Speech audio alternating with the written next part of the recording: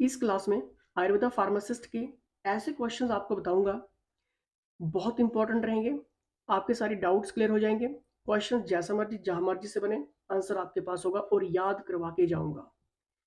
नमस्कार साथियों, मेरा नाम विहान और आयुर्वेदा फार्मासिस्ट की सीरीज को आगे बढ़ाते हुए आज के इंपॉर्टेंट क्वेश्चंस को हम डिस्कस करेंगे। लेकिन आगे बढ़ने से पहले मैं आपको एक और चीज़ यहाँ पर क्लियर कर देता हूँ कि अगर आप बेस्ट प्रिपरेशंस करना चाहते हैं उत्तर प्रदेश आयुर्वेदा फार्मासिस्ट की, हिमाचल प्रदेश आयुष विभाग पोस्ट कोड 1025 की, या फिर किसी भी स्टेट के लिए आयुर्वेदा फार्मासिस्ट की अगर आप तैयारी कर रहे हैं तो यहाँ पर आप व्हाट्सअप कर सकते हैं।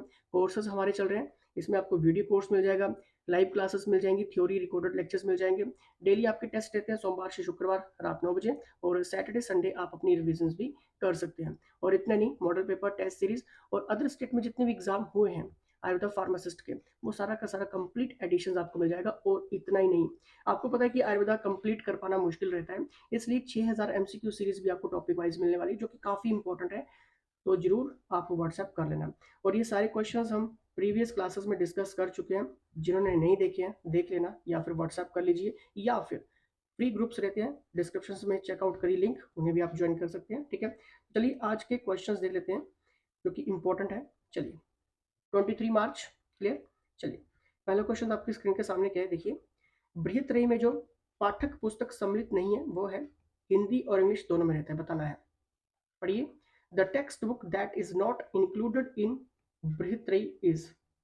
बृहत्त्रयी में जो पाठ्य पुस्तक सम्मिलित नहीं है वह कौन सा है, देखिए। भाव प्रकाश सम्मिलित नहीं है, अष्टांग संग्रह, सुश्रुत संहिता, चरक संहिता, ये है। ठीक है, इसलिए option number B is the right answer. अब देखिए, डिस्क्रिप्टिव आपको मैं करवाने वाला हूँ यहाँ पे, ठीक है, नोट डाउन करते रहना साथ साथ में। ठीक है, देखिए, बृहत्त्रयी ग्रंथ जो आयुर्वेद की नींव बनाते हैं, ठीक है, ग्रंथ जो आयुर्वेद की नींव बनाते हैं, किस किस की मैं यहाँ पर बात करूँ, अष्टांग संग्रह की, सुश्रुत संहिता और चरक संहिता की। ठीक है, अब देखिए यहाँ पर एक और चीज मैं आपको क्लियर करता हूँ।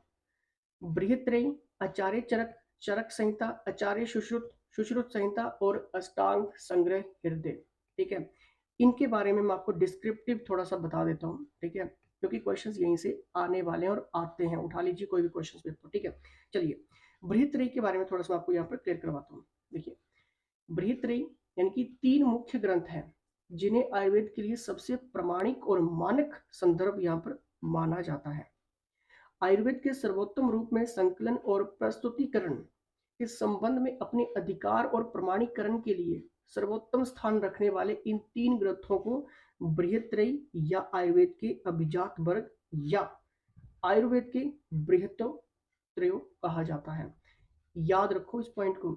अब मान लीजिए क्वेश्चन आपके सामने आ जाता है बृहत्त्रयी से रिलेटेड, तब आपको पता चल चुका है कि 3 ग्रंथों की यहाँ पर कौन सी बात कर रहे हैं हम, जो आयुर्वेद की नींव बनाते हैं। अष्टांग संग्रह, सुश्रुत संहिता, चरक संहिता। ठीक है, लेकिन मैं आपको कंप्लीट यहाँ पे बताने वाला हूँ। जहाँ पे हमने बृहत्त्रयी के बारे में क्या पढ़ा, 3 मुख्य ग्रंथ हैं ये, जिन्हें आयुर्वेद के लिए सबसे प्रमाणिक और मानक संदर्भ ये माना जाता है। और इन्हीं 3 ग्रंथों को हम बृहत्त्रयी या आयुर्वेद के अभिजात वर्ग या आयुर्वेद की बृहत त्रियो कहा जाता है। ठीक है, अब देखिए यहाँ पर पॉइंट देखिए, चरक संहिता, सुश्रुत संहिता और अष्टांग संग्रह को बृहत्त्रयी कहा गया है। ठीक है, जिनका अर्थ है आयुर्वेद के 3 महान ग्रंथ या महानतम त्रयी। ठीक है, अब देखिए, हमने त्रयी के बारे में पढ़ लिया, बृहत्त्रयी के बारे में पढ़ लिया हमने। अब देखिए, अब यहाँ पर पॉइंट्स क्या है। आज के लेख में हम बृहत्त्रयी और उनके लेखकों और चिकित्सा विज्ञान के क्षेत्र में उनके योगदान के बारे में चर्चा करेंगे, क्योंकि एग्जामिनर जब मॉडिफिकेशन क्वेश्चंस की करता है तो यहीं से करेगा। देखिए, आचार्य चरक, बहुत सिंपल सा मैं आपके लिए ये डेफिनेशंस लेकर आया हूँ, आपको बुक्स में नहीं मिलेंगी। ठीक है, देखिए, आचार्य चरक, आचार्य चरक संहिता के लेखक हैं, जो आयुर्वेद का पहला और सबसे महत्वपूर्ण प्रमाणिक ग्रंथ है, जो सामान्य चिकित्सा के अभ्यास के लिए एक मानक संदर्भ है। चरक संहिता एक लोकप्रिय आयुर्वेदिक ग्रंथ है। जैसा कि नाम से पता चलता है, ये आयुर्वेद पाठों का एक संकलन है, जिसमें बुनियादी अवधारणाओं जैसे कि आपका सूत्र स्थान, निदान स्थान, चिकित्सा स्थान आदि सहित विभिन्न पहलू शामिल है। और ये चरक द्वारा लिखा गया है। चरक संहिता का अर्थ है चरक द्वारा लिखित ग्रंथ। लेकिन रुकिए रुकिए, अभी एक और मेन पॉइंट यहाँ पे मैं आपको बताने वाला हूँ। देखिए, चरक संहिता का पुनर्निर्माता, क्वेश्चन यहाँ से बनता है। देखिए, लेकिन वास्तव में ये पुस्तक मूल रूप से चरक द्वारा नहीं लिखी गई है। याद रखो, आचार्य चरक ने अग्निवेश तंत्र नामक ग्रंथ का पुनर्पाठ किया, जो चरक संहिता के नाम से लोकप्रिय हुई। ठीक है, कहने का तात्पर्य यह है कि अग्निवेश द्वारा लिखित ग्रंथ अग्निवेश तंत्र को चरक ने पुनः संशोधित किया, जिसे बाद में चरक संहिता कहा जाने लगा। क्वेश्चंस यही से बनते हैं। ठीक है, तो ऑप्शंस में यही बन जाएगा कि चरक संहिता किसने लिखी। ठीक है, लेकिन पुनर्निर्माता कौन है? मैं यहाँ पर क्या चीज कहने की कोशिश कर रहा हूँ, आचार्य चरक ने अग्निवेश तंत्र नामक ग्रंथ का पुनर्पाठ किया, जो चरक संहिता के नाम से लोकप्रिय हुई। क्वेश्चन यहाँ से बन जाएगा। ठीक है, ठीक है, कहने का तात्पर्य बिल्कुल सिंपल सा है। अग्निवेश द्वारा लिखित ग्रंथ जो अग्निवेश तंत्र था, ठीक है, जिसे चरक ने पुनः संशोधित किया, यानी कि अमेंडमेंट की, यानी कि काट छांट की उसमें। ठीक है, जिसे बाद में चरक संहिता कहा जाने लगा। ठीक है, अब देखिए चरक संहिता की मुख्य विशेषताएं, और ये जो विशेषताएं आपके लिए हैं 6 पॉइंट्स होंगे। ठीक है, और 6 पॉइंट्स में ही आपको मैं पूरा का पूरा यहाँ पर बताने वाला हूँ, कंप्लीट। क्वेश्चन जैसा मर्जी हो, जहां मर्जी से हो, आंसर होगा। देखिए चरक संहिता की मुख्य विशेषताएं। देखिए, चरक संहिता की मुख्य विशेषताओं में सांख्य दर्शन को महत्व दिया गया है। पहला पॉइंट क्लियर करो। ठीक है, इसे एक सामान्य चिकित्सा उन्मुख पुस्तक के रूप में अधिक माना जाता है, और पाठ्य पुस्तक में, इस पाठ्य पुस्तक में आपका बुखार, पाचन विकारों, जितना भी डाइजेस्टिव सिस्टम है, ठीक है, उनके उपचार, इनकी ट्रीटमेंट के बारे में ये विस्तार से बताती है। चरक संहिता की प्रमुख विशेषताएं मैं आपको बता रहा हूँ। नंबर 3 पॉइंट क्लियर करो। दैनिक स्वस्थ दिनचर्या, मौसमी दिनचर्या आदि स्वस्थ रख रखाव प्रक्रियाओं के बारे में विस्तृत और वैज्ञानिक व्याख्या हमें इसमें मिलती है। चरक संहिता की मुख्य प्रमुख जो भी विशेषता है उसमें मिलती है। इसी में ही आपका दैनिक स्वस्थ दिनचर्या, यहीं से तो क्वेश्चन आते हैं। दैनिक दिनचर्या से क्वेश्चन पूछ लेंगे, मौसमी दिनचर्या से क्वेश्चन होगा। ठीक है, स्वस्थ रख रखाव प्रक्रियाओं के बारे में विस्तृत और वैज्ञानिक व्याख्या जो हमें चरक संहिता की प्रमुख विशेषताओं में मिलती है। नेक्स्ट पॉइंट देखिए, जड़ी बूटियों एवं औषधियों के स्वाद, आता ना क्वेश्चन, गुण शक्ति के संबंध में विधि पूर्वक एवं वैज्ञानिक व्याख्या हमें इसमें हमें मिलती है चरक संहिता की प्रमुख विशेषताओं में। अब देखिए 5th पॉइंट देखिए, रोग व्याधि, रोग व्याधि की विस्तृत और व्यवस्थित व्याख्या, व्याधि का वर्गीकरण, विभिन्न रोगों के लिए निदान उपकरण, परीक्षा पद्धति, ठीक है, आदि हमारे पास अच्छी तरह से प्रलेखित हैं। ठीक है, ये इंपॉर्टेंट हो गया। पंचकर्म प्रक्रिया की वैज्ञानिक और स्पष्ट व्याख्या कहाँ पे मिलती है? चरक संहिता की प्रमुख विशेषताओं में। अब ये अगर 6 पॉइंट्स अगर आपने अच्छे से पढ़ लिए, ठीक है, क्वेश्चंस बना तो आंसर होगा, नहीं तो बुक्स में इतना लेंथी है कि उलझते रह जाओगे और याद कुछ नहीं होगा। इसलिए पेड कोर्सेज ज्वाइन कर लेना, वक्त से पहले कर लेना। ठीक है, नहीं तो ये टाइम गया तो फिर ये टाइम कभी नहीं आएगा। ठीक है, क्योंकि पेड कोर्सेज में बहुत आपको हेल्प मिलती है। ठीक है, बहुत ज्यादा आप सीखते हैं वहां पे। देखिए, अब हम यहाँ पे पॉइंट क्लियर कर रहे हैं, तो आचार्य सुश्रुत के बारे में पढ़ते हैं। ठीक है, और इनकी भी विशेषताएं आपको बताऊंगा। देखिए, आचार्य सुश्रुत एक आयुर्वेदिक ग्रंथ सुश्रुत संहिता के लेखक हैं, जो आयुर्वेद की बुनियादी अवधारणाओं, मानव शरीर की शारीरिक रचना, जितना भी स्ट्रक्चर्स है आपको इसी में तो मिलेगा, और शरीर के विज्ञान, रोगों के कारण और प्रबंधन, योगों, शल्य चिकित्सा पद्धतियों, आयुर्वेद के विशेष उपचारों से संबंधित पाठों का संकलन इसमें आपको मिल जाएगा। ठीक है, जैसे आपका पंचकर्म, क्षारकर्म, अग्निकर्म, विष विज्ञान, और आज की जो हमारे टॉपिक चल रहे हैं, लाइव क्लासेस चल रही हैं, ठीक है, उसमें आपको विष विज्ञान के बारे में पढ़ाया जा रहा है, टॉक्सिकोलॉजी के बारे में पढ़ाया जा रहा है, अग्नितंत्र के बारे में पढ़ाया जा रहा है।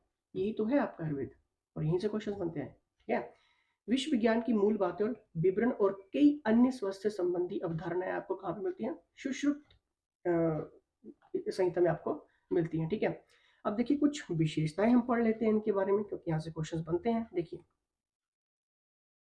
विभिन्न शल्य प्रक्रियाओं जैसे मोतियाबिंद, राइनोप्लास्टी, गुर्दे की पथरी, आंत्र रुकावट यानी कि इंटेस्टाइन, ठीक है, आदि के बारे में विस्तृत व्याख्या कहाँ पे मिलती है?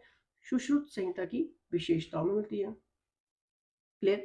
अब देखिए सेकंड पॉइंट देखिए, शल्य चिकित्सा के लिए उपयोग किए जाने वाले उपकरणों के बारे में विधिवत व्याख्या, शल्य चिकित्सा का अभ्यास कैसे करें, इन सब के बारे में हमें जानकारी मिलती है। सुश्रुत संहिता की ये विशेषताएं बता रहा हूँ, ठीक है। और पढ़ने का तो ये बहुत डीप है, इसलिए एमसीक्यू सीरीज जो आपके लिए है 6000 एमसीक्यू क्वेश्चंस टॉपिक वाइज यहीं से एनालाइज करके बनाए जा रहे हैं। अदर स्टेट को एनालाइज किया जा रहा है, अदर स्टेट के आयुर्वेदा फार्मासिस्ट के पेपर्स को एनालाइज किया जा रहा है। व्हाट्सएप करो और फायदा लीजिए। शरीर के प्रकार, मानव शरीर रचना विज्ञान, भ्रूण विज्ञान, विच्छेदन करने की विधि आदि के बारे में वैज्ञानिक व्याख्या में कहाँ पे मिलती है? सुश्रुत संहिता की कुछ विशेषताओं में मिलती है। क्षारक्रम, अग्निक्रम, जोंक चिकित्सा, रक्त देने की चिकित्सा आदि भी हमें सुश्रुत संहिता की विशेषताओं में मिलती है। जोंक चिकित्सा तो आप जानते ही होंगे, ठीक है। पहले के जमाने में जब टांके लगाए जाते थे तो जोंक चिकित्सा यूज होती थी, ठीक है। अब देखिए अष्टांग संग्रह। अष्टांग संग्रह, अष्टांग हृदय में चरक संहिता और सुश्रुत संहिता प्रभाव की झलक मिलती है, यानी कि इन दोनों की झलक हमें कहाँ पे मिलती है? अष्टांग संग्रह में मिलती है जी, ठीक है। अष्टांग संग्रह और हृदय दोनों किसके द्वारा लिखे गए हैं? भागवत जी के द्वारा लिखे गए हैं। व्यापक समझ की दृष्टि से अष्टांग हृदय दोनों में से सबसे आसान है। भागवत ने जिस भाषा का प्रयोग किया वो काबिल तारीफ है। ये निश्चित रूप से संस्कृत का अच्छा ज्ञान रखने वाले लगभग हर किसी के लिए उपलब्ध है। अनुदित संस्करण आम लोग भी इससे समझ सकते हैं, ठीक है। देखिए लेखक स्वयं कहते हैं कि चिकित्सा विज्ञान के महान महासागर का मंथन करने से अष्टांग संग्रह नामक अमृत का एक महान भंडार प्राप्त हुआ। अमृत के उस भंडार से कम बुद्धिमान लोगों के लाभ के लिए अष्टांग हृदय उत्पन्न हुआ है। इससे पता चलता है कि भागवत ने पहले से मौजूद आयुर्वेदिक ग्रंथों से अंश और सामग्री ली है और इसे एक और आसान आकार दिया है। इसे अष्टांग संग्रह सरल बनाया और अष्टांग हृदय लिखा, ठीक है। क्वेश्चन यहाँ से बनते हैं। अब देखिए हमने एक क्वेश्चन में कितना कुछ डिस्कस कर लिया। हमने कम से कम एक ही क्वेश्चन से हमने 20 से 25 क्वेश्चन हमने डिस्कस कर लिए। कितने? 20 से 25। और क्वेश्चन में यही पूछा गया था कि बृहत्तरी में जो पाठ्य पुस्तक सम्मिलित नहीं है वो है, तो हमने बता दिया जी। अष्टांग संग्रह भी है, सुश्रुत संहिता, चरक संहिता, ठीक है, जो कि ये आयुर्वेद की नींव बनाते हैं। फिर उसके बाद हमने बृहत्त्रयी के बारे में अच्छे से पढ़ लिया, आचार्य चरक के बारे में हमने पढ़ा, उनकी विशेषताएं पढ़ी, हमने सुश्रुत जी के बारे में पढ़ा, उनकी विशेषताएं। और ये जो विशेषताएं के जो टॉपिक्स थे, जो पॉइंट्स थे, आपका यहाँ पर कंप्लीट एडिशन मैंने आपको बता दिया, ठीक है। और अष्टांग संग्रह के बारे में भी हमने अच्छे से यहाँ पर पढ़ लिया। चलिए नेक्स्ट क्वेश्चन के ऊपर चलेंगे। देखिए नेक्स्ट क्वेश्चन क्या है? आयुर्वेद शब्द का अर्थ है। The meaning of the word Ayurveda is, बताना है जल्दी से। Science of health, science of disease, science of treatment, science of life. Ayurveda शब्द का अर्थ बताइए, जल्दी से बताइए इसका सही आंसर। इंग्लिश और हिंदी दोनों में है जी। देखिए इसका सही आंसर होगा ऑप्शन नंबर डी, यानी कि साइंस ऑफ लाइफ, जीवन का विज्ञान। अगर ऑप्शंस में ये होता जीवन का ज्ञान, तब आप क्या करते? तब भी आपका सही आंसर होता है जीवन का ज्ञान, ठीक है। जीवन का विज्ञान या जीवन का ज्ञान, ठीक है। ये क्या है आपका? ये क्या है आपका? आयुर्वेद का मतलब है ये, ठीक है। देखिए आयुर्वेद एक संस्कृत शब्द जिसका अर्थ है जीवन का विज्ञान या जीवन का ज्ञान, रिलेट कर सकते हैं विज्ञान ज्ञान, ठीक है। दुनिया की सबसे पुरानी संपूर्ण शरीर उपचार प्रणालियों में से एक है। इसका विकास भारत में 5000 वर्ष से पहले हुआ था। आयुर्वेद इस विश्वास पर आधारित है कि स्वास्थ्य, याद रखो, याद रखो ये पॉइंट्स, यहाँ से क्वेश्चन बन जाते हैं। आयुर्वेद इस विश्वास पर आधारित है कि स्वास्थ्य और जन कल्याण, जिसमें आपका मन, शरीर, आत्मा और पर्यावरण के बीच नाजुक संतुलन पर निर्भर करता है, ठीक है। क्वेश्चंस बनते हैं यहाँ से, क्लियर। चलिए नेक्स्ट हम देखते हैं। शरीरा में अंगों की संख्या होती है, बताइए। 8, 9, 3, 6, जल्दी से बताइए, जल्दी से जल्दी से जल्दी से। शरीरा में अंगों की संख्या होती है ऑप्शन नंबर डी, यानी कि 6, ठीक है। आपको मैं यहाँ पर बताता हूँ क्योंकि यहाँ से क्वेश्चन बनेंगे, ठीक है। देखिए आयुर्वेद को त्रिस्कंध यानी कि 3 कंधों वाला अथवा त्रिसूत्र भी कहा जाता है। ये 3 स्कंद अथवा त्रिसूत्र हैं। जब हम बात करेंगे त्रिस्कंद की तो आपको याद रखना है हेतु, लिंग, औषध, ठीक है। इसी प्रकार संपूर्ण आयुर्वेदिक चिकित्सा के 8 अंग माने गए हैं, जिसे हम अष्टांग वैदिक भी कहते हैं। तो ये कौन कौन से हैं? जिसमें आपका है काया चिकित्सा है, शल्य तंत्र है, शालक्य तंत्र है, कुमार भृत्य बाल रोग, यानी कि कुमार भृत्य का मतलब क्या होता है? बाल रोग, ठीक है। जिसमें आपका अग्ध तंत्र हो गया, भूत विद्या हो गई, रसायन तंत्र हो गए और बाजीकरण हो गया, ठीक है। जब हम 8 अंग की बात करेंगे यहाँ पर, चिकित्सा के 8 अंग, ठीक है, तो ये आपको 8 अंग पता होने चाहिए। अब देखिए काय चिकित्सा क्या होती है? इंटरनल मेडिसिन, इसके बारे में मैं एक एक करके आपको बता देता हूँ, ओवरव्यू दे देता हूँ, ठीक है। क्वेश्चन बनेगा तो आंसर रहेगा आपके पास, ठीक है। देखिए काय चिकित्सा का मतलब, देखिए यह काय शब्द का अर्थ आपकी अग्नि से है, ठीक है। काय चिकित्सा का यह मतलब है अग्नि से जुड़ी चिकित्सा, ठीक है। आयुर्वेद में अग्नि को सबसे महत्वपूर्ण माना गया है। शरीर की प्रत्येक कोशिका से लेकर पूरा तंत्र हर समय एक प्रक्रिया से गुजर रहा होता है। आयुर्वेद में इसे त्रिदोष और आधुनिक आयुर्विज्ञान में इसे एनाबॉलिज्म, कैटाबॉलिज्म और मेटाबॉलिज्म का नाम दिया गया है।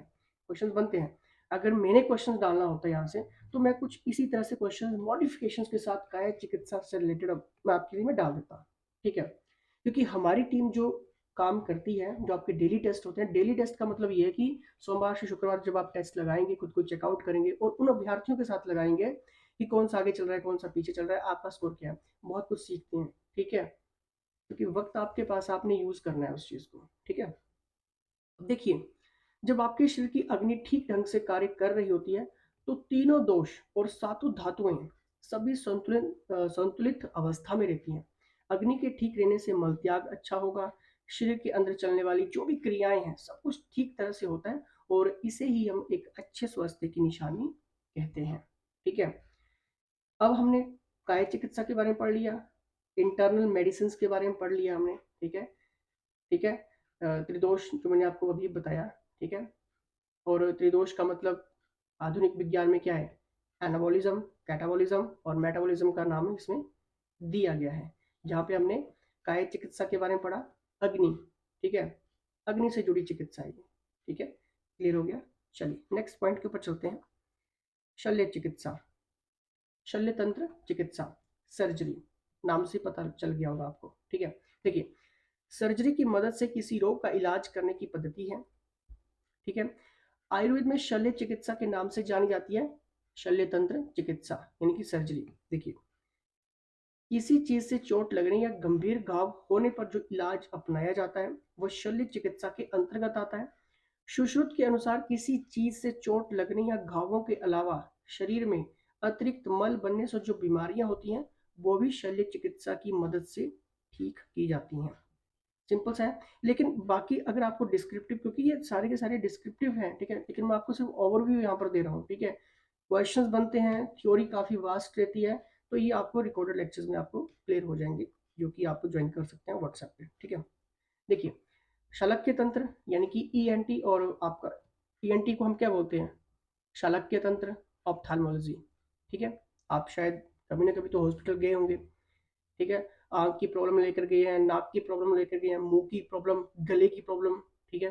तो इसी को हम क्या कहते हैं? ईएनटी या फिर ऑप्थाल्मोलॉजी, और आयुर्वेद में शालक्य तंत्र। देखिए गले और गले के ऊपर मौजूद सभी अंग जैसे कि मुंह, नाक, कान, आंख आदि से जुड़ी समस्याओं का इलाज शालक्य तंत्र के अंतर्गत किया जाता है। इसमें शालाका यानी कि प्रॉब्स की मदद से इलाज किया जाता है, इसलिए इसका नाम शालक्य पड़ा। और एलोपैथी में इस शाखा को ईएनटी या फिर ऑप्थेल्मोलॉजी कहा जाता है, ठीक है। बहुत बार आपने ये वर्ड यूज़ किया होगा कि आप ईएनटी स्पेशलिस्ट को दिखाइए तो ज़्यादा बेहतर रहेगा, आपने सुना होगा, बोला भी होगा, ठीक है। लेकिन आयुर्वेद में बात करें तो क्या है? ये शालक्य तंत्र आयुर्वेद में जब आप चाहते हैं, ठीक है। चलिए अर्ध तंत्र यानी कि टॉक्सिकोलॉजी के बारे में बात कर लेते हैं, ठीक है। देखिए टॉक्सिकोलॉजी में क्या क्या है आपका, और इसके कम से कम टॉक्सिकोलॉजी की ही बात करें तो कम से कम 13 से 14 लेसन है इसमें इंपॉर्टेंट, ठीक है, जो कि आपको पेड कोर्सेज में करवाए जा रहे हैं, ज्वाइन कर सकते हैं आप, ठीक है। डेली टेस्ट लगाइए, खुद को चेकआउट करेंगे तो सही रहेगा, अदरवाइज पढ़ते रहेंगे, ठीक है, फिर बाद में 2 साल के बाद कि काश कुछ अच्छा कर लिया होता, ठीक है, तो फिर वो चीज़ें पिंच करती हैं, ठीक है। देखिए टॉक्सिकोलॉजी की जब भी बात होती है, अलग अलग तरह के विषयों की पहचान और उनसे होने वाली समस्याओं का इलाज अग्ध तंत्र के अंतर्गत आता है। ठीक है। आयुर्वेद के अनुसार विष कई तरह के होते हैं, बहुत स्टडी है इसमें विष के बारे में। ठीक है। जैसे कि पेड़ पौधों और खनिजों से निकलने वाला विष, दूसरा जीव जंतुओं जिसकी सांप बिच्छू आदि का विष। ठीक है। और इसी तरह अलग अलग की दवाइयों और पदार्थों से मिलकर बनने वाला विष, इन सब के कारण जो समस्याएं होती है उनका इलाज इस पद्धति से किया जाता है। ठीक है। अर्धतंत्र जिसको हम कहते हैं। और ये काफी वास्ट लेक्चर्स हैं ये। ठीक है। आपको पेड कोर्सेज में मिल जाएंगे। देखिए नेक्स्ट, देखिए यहाँ पर रसायन तंत्र। ठीक है। रसायन तंत्र की बात हो रही है। आयुर्वेद में रस और धातु का विशेष महत्व बताया गया है। और ये जो पॉइंट है ना, रस और धातु, बहुत क्वेश्चंस बनते हैं यहाँ से। ठीक है। इन रसों और धातुओं की कमी, अधिकता या असंतुलन से शरीर में जो रोग उत्पन्न होते हैं उनका इलाज रसायन तंत्र के अंतर्गत किया जाता है। आमतौर पर आयुर्वेद की इस शाखा में चेहरे पर झुर्रियां, ठीक है, बाल सफेद होना, गंजापन आदि रोगों का इलाज किया जाता है। ठीक है। क्योंकि आज हम क्या खा रहे हैं, केमिकल ही खा रहे हैं आजकल हम। ठीक है। चाहे आप वेजिटेबल ले रहे हैं, कोई भी चीज, छोटे से छोटा प्रोडक्ट भी अगर आप यूज कर रहे हैं तो उसमें क्या है, केमिकल है। और शरीर इन सब चीज़ों को कई बार हैंडल नहीं कर पाता है। हार्मोन हार्मोन इम्बैलेंस होता है। हार्मोन इम्बैलेंस होगा तो क्या होगा, कुछ भी हो सकता है। कैंसर के सिम्टम भी पैदा हो सकते हैं। ठीक है। डायबिटीज हो सकती है। ठीक है। बालों का झड़ना हो सकता है। बहुत सारे इंटरनल डिसीज तैयार हो जाते हैं। ठीक है। क्योंकि ये शरीर है, इसको अगर आप आयुर्वेद के हिसाब से बनाएंगे तो अच्छा रहेगा। ठीक है। देखिए भूत विद्या, अब साइकेट्री, एक्सोर्सिज्म, भूत विद्या। भूत विद्या का मतलब क्या है, जादू मंत्र, झाड़ फूंक। ठीक है। और कभी न कभी आपकी दादी या फिर नानी ने कभी न कभी, जब आप छोटे होंगे, तो कभी ना कभी कोई ऐसी चीज जरूर करवाई होगी, झाड़ फूंक, ठीक है, वगैरह वगैरह। जैसे पीलिया हो जाए किसी को, तो आज भी ऐसे बहुत सारे गांव हैं, ठीक है, जहाँ पे पीलिया का इलाज, जैसे जिसको हम कहते हैं झाड़ना, ठीक है, पीलिया को झाड़ना, झाड़ फूंक करना, ठीक है, उस पद्धति का आज भी यूज हो रहा है। ठीक है। लेकिन आज कुछ ऐसे बहुत सारे ऐसे लोग हमारे समाज में भी आ चुके हैं जो जिन्होंने इन चीज़ों को बिजनेस बना लिया है। ठीक है। और बिजनेस उनका फिर करोड़ों अरबों में चल रहा है, आपको सब पता है। वो एक अलग टॉपिक है, उसके ऊपर हम बात नहीं करेंगे। ठीक है। देखिए भूत विद्या, इसके अंतर्गत मुख्य रूप से मानसिक रोगों का इलाज किया जाता है। भूत विद्या के अंतर्गत रस्सी से बांधना, मारना और नाक में दवाइयां डालने जैसी विधियों का प्रयोग किया जाता है। इस विधियों की मदद से मानसिक रोगों का इलाज किया जाता है। लेकिन ओवरव्यू आपको पता लग गया भूत विद्या के बारे में। ठीक है। बस आपको इतना सा छोटा सा पता होना चाहिए कि मैं बात यहाँ पर क्या कर रहा हूँ। ठीक है। क्योंकि ये सारी इंपॉर्टेंट है। ठीक है। और वहीं पे अगर हम बाजीकरण की बात करें, ठीक है, ट्रीटमेंट फॉर इनफर्टिलिटी एंड वर्टिलिटी। ठीक है। देखिए जितना भी आपका सेक्स संबंधी समस्याएं हुई उनका इलाज बाजीकरण तंत्र के अंतर्गत किया जाता है। आयुर्वेद के अनुसार जो चिकित्सा आपकी प्रजनन क्षमता को बढ़ाने में सहायक है वही बाजीकरण कहलाती है। इसके अंतर्गत क्या क्या चीजें आएंगी, नपुंसकता हो गया, शुक्राणु की कमी हो गया, शारीरिक कमजोरी हो गया, तो आदि रोगों का इलाज इसके अंतर्गत बाजीकरण तंत्र। ठीक है। तो देखिए हम यहाँ पर बहुत सारी चीजें पढ़ रहे हैं। ठीक है। अब यहाँ पर देखिए कुमार भृत्य इनकी बाल रोग चिकित्सा वेरी इंपॉर्टेंट है ये। देखिए गर्भावस्था के समय महिलाओं के रोगों का जो इलाज किया जाता है डिलीवरी के बाद। ठीक है। शिशु की देख रेख हो गया, उसका इलाज हो गया, तो बाल रोग चिकित्सा के अंतर्गत आता है। ये आयुर्वेदिक चिकित्सा पद्धति का दूसरा मुख्य अंग है। प्रसव के लिए दाई के चुनाव से लेकर स्तनपान और प्रसव के बाद होने वाली हर छोटी बड़ी समस्या का निदान, यानी कि कुमार भृत्य बाल रोग चिकित्सा। ठीक है। काफी इंपॉर्टेंट रहते हैं ये पॉइंट्स। ठीक है। पता होना चाहिए। बाकी अगर आप पेड कोर्सेज लेते हैं, ठीक है, तो बहुत कुछ सीखते हैं, डेली टेस्ट लगाते हैं, एमसीक्यू सीरीज आपको मिलती है। ठीक है। सब कुछ मिलेगा। देखिए नेक्स्ट यहाँ पर देखते हैं गंध की अनुमति किस भूत से संबंधित है। वेरी वेरी इंपॉर्टेंट क्वेश्चंस, बताना है क्या ये आकाश से, पृथ्वी से, वायु से या फिर जल से, जल्दी से बताइए। गंध की अनुभूति देखिए सिंपल सा है, ऑप्शन नंबर बी, यानी कि पृथ्वी से होती है। अब मैं आपको एक चीज यहाँ पर क्लियर करवाता हूँ, अगर क्वेश्चन बनेगा तो यहीं से बनेगा। ठीक है। इसके बाहर कुछ नहीं है। क्या चीज है ये बताता हूँ। देखिए प्रत्येक इंद्रियों का स्वामी होता है। ठीक है। जैसे आंख का सूर्य, सूर्य के बिना आंखें बेकार हैं, इसी प्रकार कान का स्वामी कौन है, आकाश। कैसे याद रखेंगे कि कान का स्वामी आकाश है। कान में पहले वर्ड क्या रहे, का, और आकाश में भी कहाँ आ रहा है, बाकी किसी में भी नहीं आ रहा है। तो कान का स्वामी आकाश, नाक का स्वामी पृथ्वी। कैसे याद रखेंगे, नाक का स्वामी पृथ्वी, कोई भी ट्रिक बना लीजिए, ठीक है, कि कुछ भी बना लो, ठीक है। नाक का पृथ्वी, हर हर चीज कहाँ से आ रही है, हर चीज पृथ्वी से आ रही है, ठीक है। पृथ्वी में तो सब कुछ पैदा हो रहा है, खाने पीने से लेकर हर एक चीज। तो आप नाक से स्मेल कर सकते हैं, बिल्कुल सूंघ सकते हैं, ठीक है। तो नाक का पृथ्वी, बस मतलब ट्रिक कुछ भी बना लो, ठीक है, कोई दिक्कत नहीं है। जीभ का जल, ठीक है, जीभ का जल कैसे याद रखेंगे, पानी आप पीते हैं, ठीक है, मुंह से पीते हैं, जीभ जल, ठीक है। त्वचा के स्वामी वायु देवता है, ठीक है। कैसे याद रखेंगे कि त्वचा के स्वामी वायु हैं। जब हम कहते हैं ना किसी को कि अगर आप उस शहर में जा रहे हैं तो आपको वहाँ की हवा लग गई है, ठीक है, आपकी स्किन ऐसी होगी, पहले ऐसी थी, चेंजेस थोड़ा सा हमें देखने को मिलता है, एनवायरमेंट इफेक्ट, ठीक है, यानी कि वायु देवता, त्वचा के स्वामी वायु देवता। ये मैं आपको ट्रिक्स बता रहा हूँ, ठीक है, याद करने की। इन सभी इंद्रियों का जब हम सदुपयोग करते हैं तो देवता उत्तम सिद्धियां प्रदान करते हैं, किंतु इनका दुरुपयोग मनुष्य को विनाश की ओर अग्रसर करता है, ठीक है। ऐसे आजकल बहुत सारे प्रोडक्ट्स भी हमें मार्केट में देखने को मिलते हैं जिससे केमिकल रिएक्शंस भी काफ़ी ज़्यादा होता है और कैंसर के सिम्टम भी पैदा हो जाते हैं, ठीक है। तो नॉर्मली पानी के साथ वॉश करो, ठीक है। अब देखिए यहाँ से बहुत कुछ क्लियर होगा। देखिए, घ्राणेन्द्रिय यानी कि नासिका, नासिका से गंध का ग्रहण होता है, इससे वो पृथ्वी से बनी है, ठीक है। मतलब क्लियर हो गया ना कि यहाँ पर हम बात कर रहे हैं किस भूत से संबंधित है, गंध, ठीक है। अब देखिए, रसना जल से बनी है क्योंकि रस जल का गुण है। चक्षु इंद्रिय तेज से बनी है क्योंकि रूप तेज का गुण है। त्वक इनकी वायु से बनी है क्योंकि स्पर्श वायु का गुण है। स्त्रोत इंद्रिय आकाश से बनी है क्योंकि शब्द आकाश का गुण है, ठीक है, याद रखो। और नेक्स्ट जो क्वेश्चन है वो यही है, यहीं से क्वेश्चन पूछा गया था कि इंद्रिय का संबंध आकाश भूत से है, बताइए। अभी मैंने आपको ऊपर बताया इंद्रिय का संबंध आकाश भूत से है, इनके किस आकाश भूत से है। पढ़िए, मैंने 5th पॉइंट आपको क्या बताया, बताइए, यही चीज मैंने आपको बताया, ठीक है। स्त्रोतम इंद्रिय आकाश से बनी है क्योंकि आकाश शब्द का गुण है, तो इसलिए आपका आंसर क्या होगा, option number A is the right answer, ठीक है। अब देखिए, हमने इस लेक्चर्स में इन टॉपिक्स के जरिए हमने कम से कम 60 से 70 क्वेश्चन डिस्कस कर लिए हैं, क्योंकि यहाँ से क्वेश्चन बनते हैं, ठीक है। और बाकी जुड़े रहिए, व्हाट्सएप ग्रुप्स ज्वाइन करिए, फ्री का है, ठीक है। पेड कोर्सेज के लिए व्हाट्सएप करिए। अगर आपको डायरेक्ट मुझसे बात करनी है तो बात भी हो जाएगी, लेकिन पहले आप व्हाट्सएप कर देना, ठीक है। टाइम ले लेना, फिर आपको जो भी टाइम मिलेगा और आपकी बात मुझसे हो जाएगी, ठीक है जी। कोई भी प्रॉब्लम होती है, कुछ चीज़ समझ नहीं आती है सिलेबस के रिगार्डिंग, क्वेश्चंस के रिगार्डिंग, ठीक है, व्हाट्सएप करो, कहीं जाने की ज़रूरत नहीं है, ठीक है। चलिए मिलते हैं, इसी के साथ जय हिंद।